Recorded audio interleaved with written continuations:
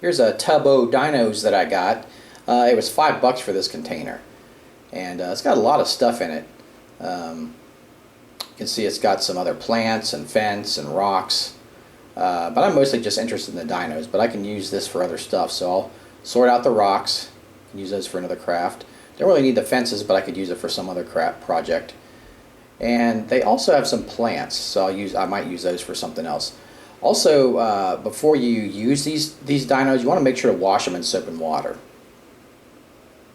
Okay, now I've got my dino, it's washed in soap and water, I'll dry it off.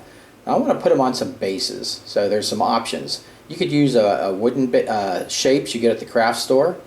Just glue that on with the goop, hit the feet, put it on, and you'll be good to go.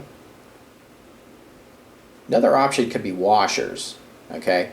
And I try to get the ones with the smallest hole in the center, but you can also hide that hole by using a glue gun and just kind of put a squirt in there, let it harden up, and then glue your dino to it.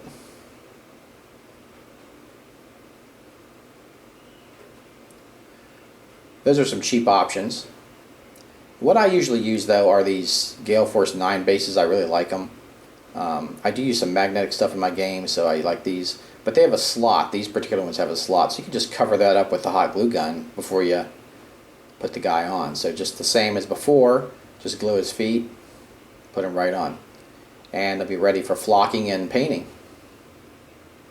So there we go. So here's a setup I did with some of the ones I have finished. I flocked the bases, painted them, spray painted them black of course, then painted them. Here's Roderick for scale, and let me give you a closer look. For a nice little cheap dino, that's got some pretty good detail on it, and I just hit it with like a grayish color, a little bit of white on the belly, dirt on the base, and I'm good to go.